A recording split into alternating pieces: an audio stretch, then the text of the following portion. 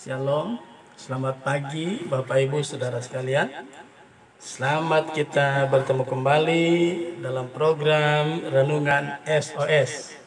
Puji Tuhan, mengawali renungan kita satu dulu di dalam doa. Bapa yang ada di dalam surga, Bapa yang kami sembah dalam nama Yesus, pagi yang indah ini kami datang kepadamu, kami mengucap syukur buat anugerah-Mu yang kami boleh alami di sepanjang malam yang berjalan, di mana kami boleh menikmati petiduran yang nyenyak. Terlebih Tuhan, pagi yang indah ini kami boleh kembali. Engkau bangunkan kami dengan keadaan roh, jiwa, dan tubuh yang diberkati. Kami percaya ini adalah bukti kemurahan-Mu dalam hidup kami.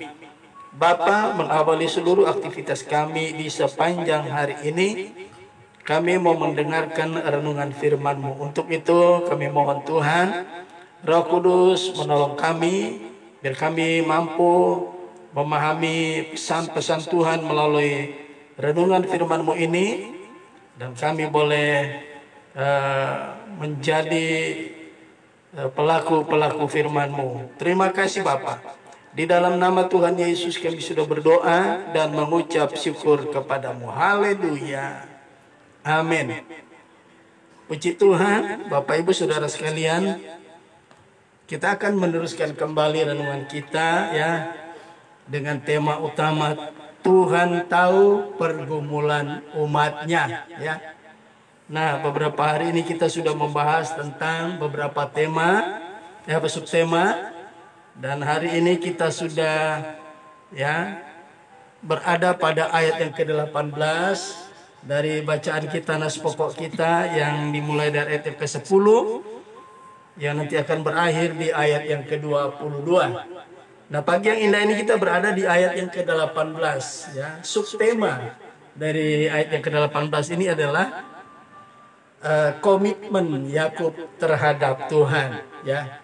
Nah, saudaraku yang kekasih, mari kita baca Yakobus, maksud saya bukan Yakobus, Kejadian 1:10 ayat yang ke-18.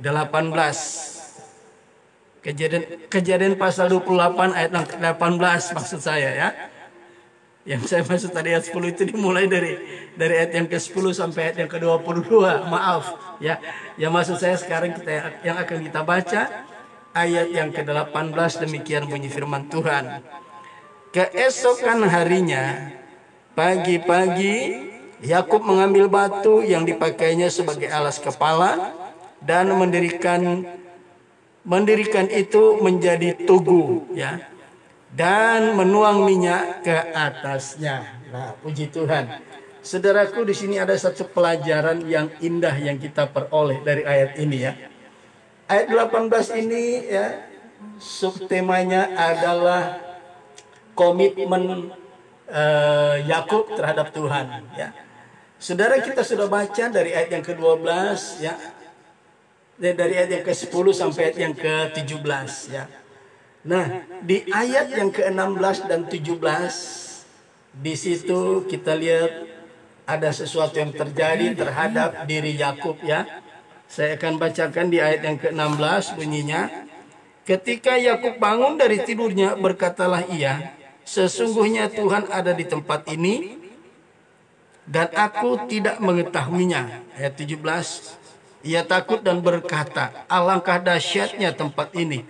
Ini tidak lain dari rumah Allah, ini pintu gerbang sorga. Nah, saudaraku, kalau saya menyimpulkan dari yang ke 11 sampai yang ke-17, di sini kalau saya simpulkan sebagai akibat ya, sebagai akibat dari perjumpaan Yakub dengan Tuhan, terjadilah perubahan hidup dan pola pikir daripada Yakub ya. Terjadilah perubahan hidup dan pola pikir daripada Yakub ya. Ada dua hal di ayat yang ke-18 ini yang perlu kita perhatikan ya. Yakub mengalami perubahan pikiran. Nah, mari kita baca di ayat yang ke-18. Keesokan harinya, pagi-pagi, Yakub mengambil batu yang dipakainya sebagai alas kepala dan mendirikannya sebagai tugu ya. tugu yang didirikan atau monumen, ya. Ketika Yakub, perjumpaan Yakub cuma semalam dengan Tuhan, ya, melahirkan perubahan hidup daripada Yakub dan pola pikir daripada Yakub. Yang pertama, ya, batu yang dipakainya sebagai alas kepala untuk tidur diambilnya dan dijadikannya sebuah tugu atau monumen, ya. Saudara, tugu atau monumen yang didirikan oleh Yakub ini menunjukkan rasa syukurnya, ya. Rasa syukur apa yang dialami oleh Yakub? Pertama, ya, di ayat yang ke-12, ya, dia mengalami perjumpaan dengan Tuhan di situ. Melalui mimpi itu dia melihat sebuah anak tangga, ya, yang terdiri di bumi, yang ujungnya sampai ke langit, ya. Ini tidak lain arah menunjukkan tentang, ya, anak tangga yang menghubungkan antara bumi dan langit. Ini berbicara tentang Yohanes 14 ayat yang ke-6. Apa yang dimaksud Yohanes 14 ayat yang ke-6? Yesus berkata apa? Nah, mari kita baca, ya. Apa isi atau bunyi dari Yohanes 14 ayat yang ke-6, ya. Kita lihat.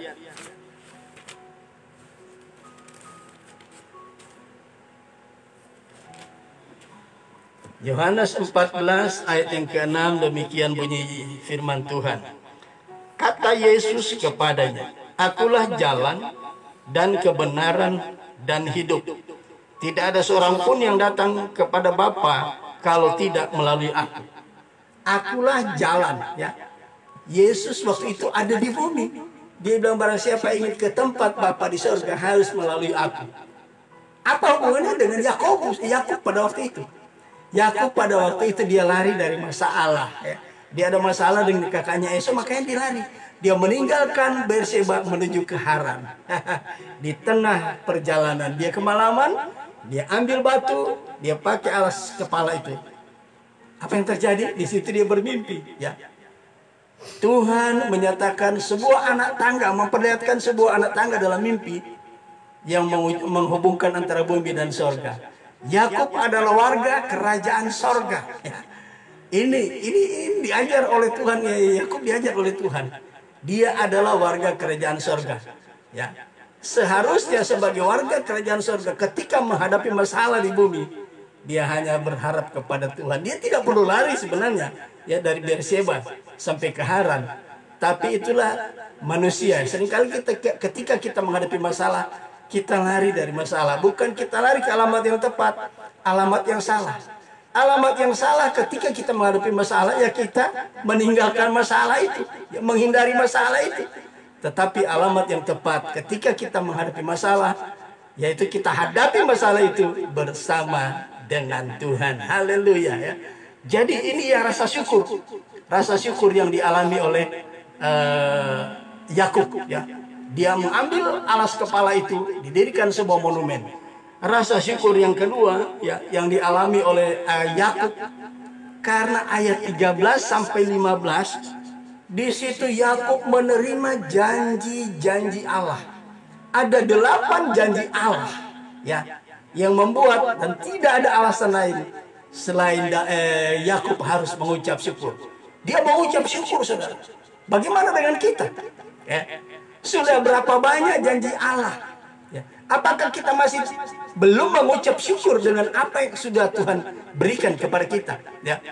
Bukan berarti kita berhenti karena tidak ada berkat lagi, bukan.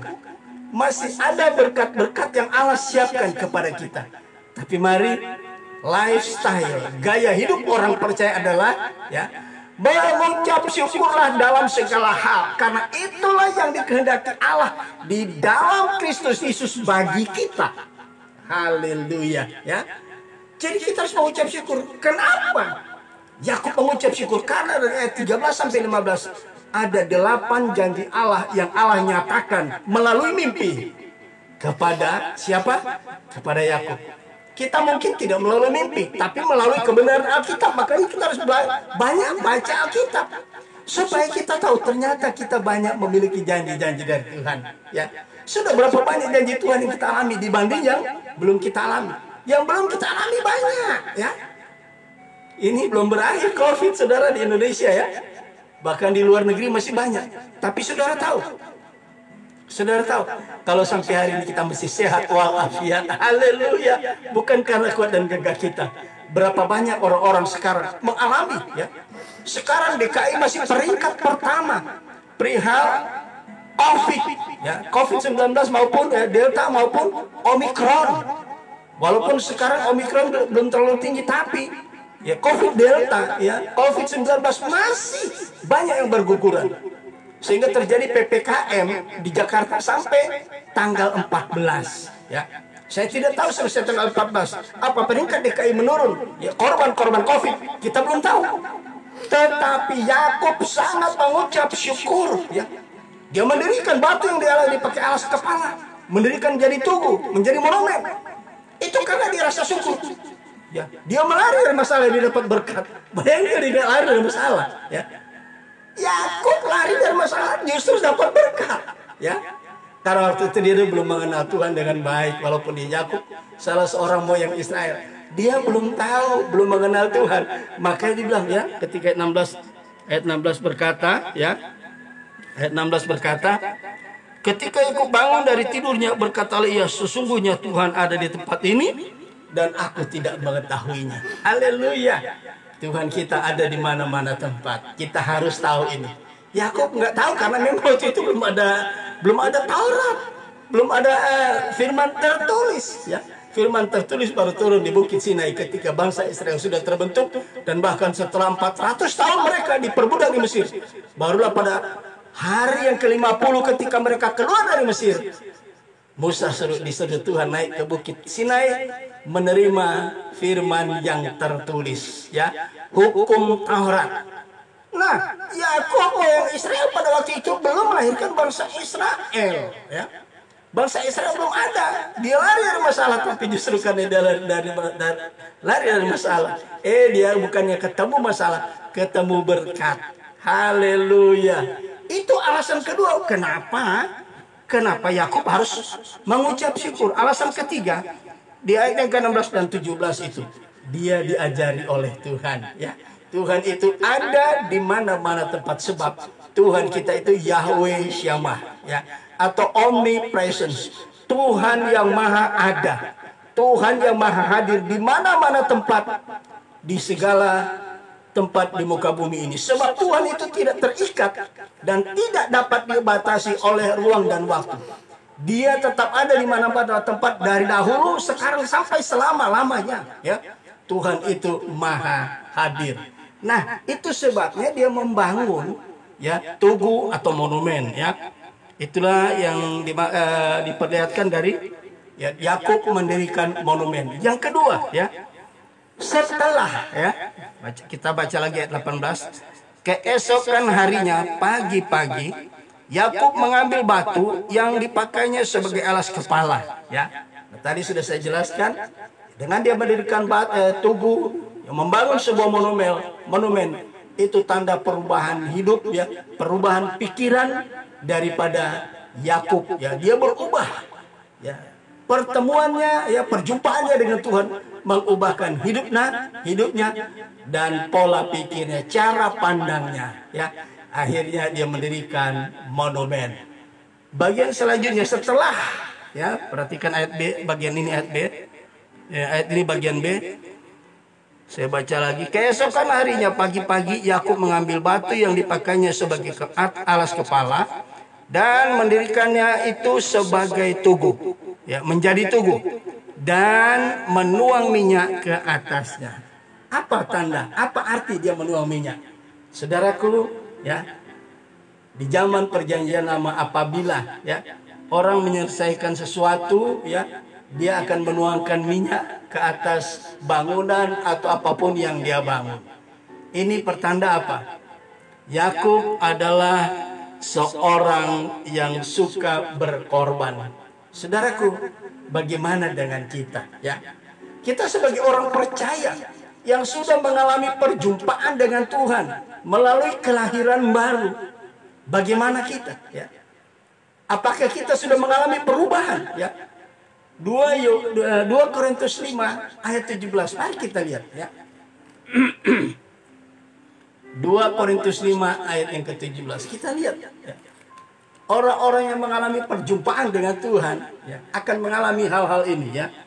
2 Korintus 5 ayat yang ke-17, demikian bunyi firman Tuhan. Jadi siapa yang ada di dalam Kristus, ia adalah ciptaan baru. Yang lama sudah berlalu, sesungguhnya yang baru sudah datang. Saudaraku, seseorang siapapun dia yang sudah mengalami kelahiran baru, ya, seseorang ya, saya baca lagi. Jadi barang siapa yang ada di dalam Kristus, ia adalah ciptaan baru. Yang lama sudah berlalu, sesungguhnya yang baru sudah datang. Saudara yang kekasih, perjumpaan dengan Tuhan melalui kelahiran baru sebagai orang percaya yang hidup di zaman ini, ya, akan terjadi perubahan. Yang lama sudah berlalu, yang baru, sesungguhnya yang baru sudah, bukan akan, ya, sudah, ya, sudah datang. Apa itu, saudara? Ini bicara sama dengan Yakub. Perjumpaan Yakub dengan Tuhan merubah karakter hidupnya, merubah gaya hidupnya, dan pola pikirnya, cara pandangnya. Apa itu, saudara? Kalau tadinya saudara mungkin ya seorang pendosa, ketika saudara menerima perjumpaan dengan Tuhan melalui kelahiran baru, tadinya pendosa, sekarang, saya suka pakai istilah ini karena ini saya senang ya. Ketika tadinya saudara sebagai seorang pendosa, sekarang menjadi seorang pendoa. Amin, saudaraku. Ini penting. Kalau saudara sampai hari ini menjadi seorang pendoa yang suka berdoa, ini cilaka, saudara ya. Ciri-cirinya apa? Ketika dia mau makan, dia berdoa, ya.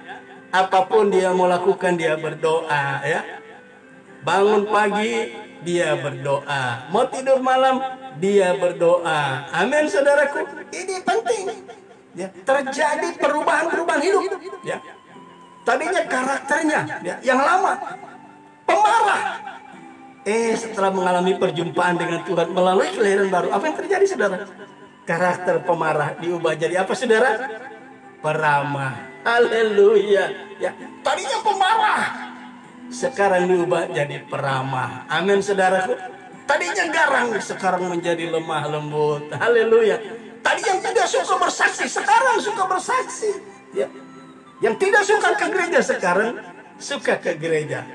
Ya. Ada banyak hal yang saudara bisa jabarkan dengan nalar saudara. Ya. Akan terjadi perubahan-perubahan yang luar biasa. Ya. Nah, mari kita lihat, ada lagi satu hal yang perlu saudara ketahui. Kita baca ya, Amsal 11 ayat 24. Ini pasti terjadi ya terhadap diri seseorang yang telah mengalami kelahiran baru, telah mengalami perjumpaan dengan Tuhan melalui kelahiran baru. Apa itu? Kita lihat Amsal 11 ayat 24. Amsal 11 ayat 24, demikian bunyi firman Tuhan. Ada yang menyebar harta tetapi bertambah kaya. Ada yang menghemat secara luar biasa, namun selalu berkekurangan. Saudaraku, ya, orang yang telah mengalami perjumpaan dengan Tuhan melalui kelahiran baru akan seperti Yakub. Ya, apa itu? Yakub menuang minyak. Ya, tanda dia berkorban, suka memberi. Ya, kalau orang kaya ya, orang kaya ya, sebelum dia terima Tuhan, pelit luar biasa. Ya. Tapi ketika dia mengalami perjumpaan dengan Tuhan, dia mengalami perubahan yang luar biasa. Apa itu? Ya. Tadinya dia pelit, sekarang dia menjadi suka memberi. Ya, perhatikan ayat 24 ini, Amsal 11 saya bacakan. Ada yang menyebar harta tetapi bertambah kaya. Ya. Ada yang menghemat secara luar biasa, namun selalu berkekurangan. Saudaraku, orang yang telah mengalami perjumpaan dengan Tuhan melalui kelahiran baru, ya, tadinya pelit, sekarang menjadi ya suka berkorban. Ya. Perhatikan ayat ini berkata, ada yang menyebar harta tetapi bertambah kaya. Ya. Kalau saya pakai bahasa yang lain lagi, ada yang semakin boros, ya, menghambur-hamburkan kekayaannya. bukan makin miskin, tapi makin kaya. Semakin royal, orang mana bilang royal luar biasa ini orang Semakin kita royal, semakin kita suka memberi, bukan semakin berkekurangan, tapi bertambah kaya. Bayangin, saudaraku, saya belum pernah ke Israel, apalagi ke Laut Mati. Tapi kata orang, dan saya percaya itu, karena banyak pendeta juga suka ke sana ya. Saudara tahu, Laut Mati itu ada air yang masuk ke situ tapi tidak keluar dari situ. Kenapa? Kadar garam itu terlalu tinggi sehingga tidak ada satu makhluk hidup pun yang mampu hidup di Laut Mati sebab kadar garam terlalu tinggi. Tidak keluar itu air masuk ke Laut Mati, tapi dia tidak keluar. Jadi garamnya begitu tinggi, tidak ada satu makhluk pun yang hidup di situ. Bahkan orang tidak mungkin tenggelam kalau ke Laut Mati, sebab dia akan mengambang. Kadar garam terlalu tinggi. Sudah tahu apa artinya menjadi Laut Mati? Jangan sampai kita semakin kaya, kita tidak menyalurkan berkat. Kita bagaikan Laut Mati, tidak menjadi berkat bagi banyak orang, saudara. Masa-masa COVID belum berakhir. Kalau Tuhan gerakkan saudara, bantu orang yang kena COVID, hamba Tuhan yang kena COVID. Ini saatnya. Jangan tunggu COVID hilang, jangan tunggu Omikron tidak ada lagi. Sekarang waktunya. Saudara buktikan. Kalau saudara ini berlimpah.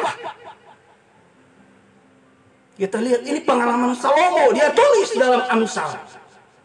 Saudaraku, mari lakukan apa yang saudara mampu lakukan. Jika Roh Kudus gerakkan saudara, ya. Jangan seperti bagian B ayat ini berkata, ada yang menghemat secara luar biasa, ya, namun semakin selalu berkekurangan. Sudah menghemat luar biasa, itu namanya apa? Orang yang kikir luar biasa, bukan semakin kaya, bahkan berkekurangan. Kita lihat, karena apa? Ya, entah suka berpelesiran, ya, entah suka traveling kemana-mana, wisata kemana-mana, uang dihambur-hamburkan, bukan untuk orang lain, untuk diri sendiri. Itu waduh, kok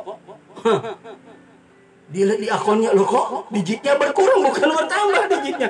Lihat dia pelesiran, pesta pora, jalan-jalan kemana-mana, suka-suka dia tidak bisa menjadi berkat kepada orang lain.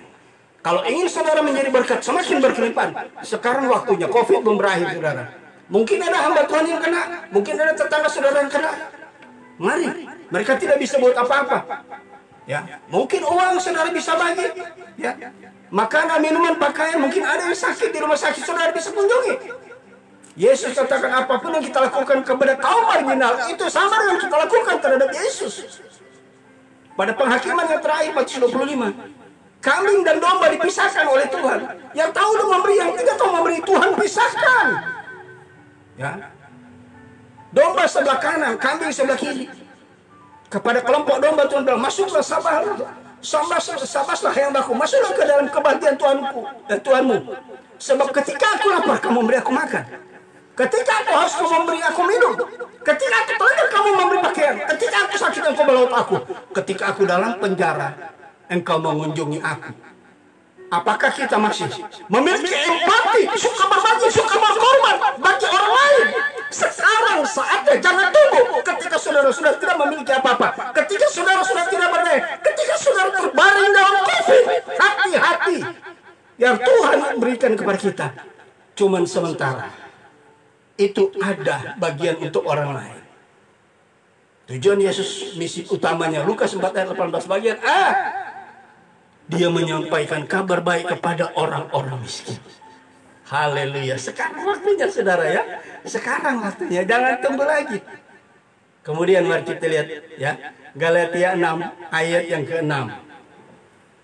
Galatia 6 ayat yang ke-6. Jadi Yakobus Yakub menuangkan minyak ke atas monumen yang telah selesai dibangun. Ini berbicara tentang orang percaya harus suka berkorban, memiliki sifat suka berkorban. Galatia 6 ayat yang ke-6. Di atas, ya, di atas ayat 1, di sini redaktur Alkitab memberikan judul saling membantulah kamu. Dalam hal apa? Ayat yang ke-6 mungkin saudara pernah lakukan dan sampai sekarang masih lakukan. Lakukan terus. Kalau belum belajar mulai pagi yang indah ini, perhatikan Galatia 6 ayat 6. Dan baiklah dia yang menerima pengajaran dalam firman, membagi segala sesuatu yang ada padanya dengan orang yang memberikan pengajaran itu. Memberikan segala sesuatu, tidak harus selalu uang. Bisa saja makanan, minuman, pakaian dan sebagainya, atau sembako. Ya, di sini dikatakan, dan baiklah dia yang menerima pengajaran dalam firman, membagi segala sesuatu yang ada padanya dengan orang yang memberi pengajaran itu. Ya, mungkin gembala sidang saudara masih dalam perintisan. Apakah saudara memperhatikan dapur mereka? Ya, ini harus kita miliki, saudara. Hamba Tuhan itu selalu membagi kebenaran firman Allah melalui sharing, ya, melalui diskusi-diskusi, melalui mimbar, ya, dan sebagainya. Mendoakan jemaat-jemaat. Saudara yang kekasih, mari di hari-hari ini mungkin saudara tahu ada hamba Tuhan yang terkena COVID. Salurkan berkat-berkat saudara. Ya, ada gereja yang saya tidak perlu sebutkan, ya, gembalanya mengalami sakit COVID, sehingga tadinya sudah mulai offline, sekarang online lagi. Mungkin ya terbatas. Saatnya saudara, saatnya seperti Yakub, ya, selesai dia mendirikan bangunan atau tubuh atau monumen yang dia bangun, dia tuangkan minyak di situ. Saudara ingat di Lukas pasal 10 ada cerita yang Yesus berikan, apa itu? Seorang turun dari Yerusalem ke Yeriko, di tengah jalan dia dihadang oleh penyamun. Pendeta lewat, dia menyimpang dari jalan itu. Keturunan orang-orang rohani, ya, lewat, orang-orang lain menyimpang. Orang Samaria yang tidak mengenal Tuhan, justru dia memiliki empati yang tinggi. Dia rawat orang itu, dia tuang minyak, dia bawa ke rumah penginapan. Jadilah orang seperti Yakub, dan seperti cerita yang Tuhan ceritakan di Lukas 10, menjadi orang Samaria yang baik hati. Puji Tuhan. Sebelum kita akhiri renungan ini, kita dengarkan satu pujian bagi Tuhan. Haleluya. Haleluya, haleluya.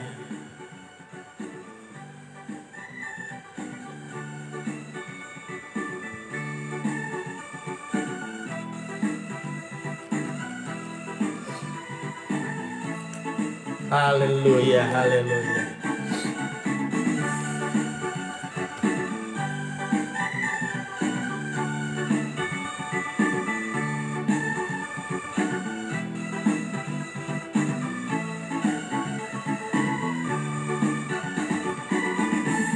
Begitu besar kasih Allah pada kita,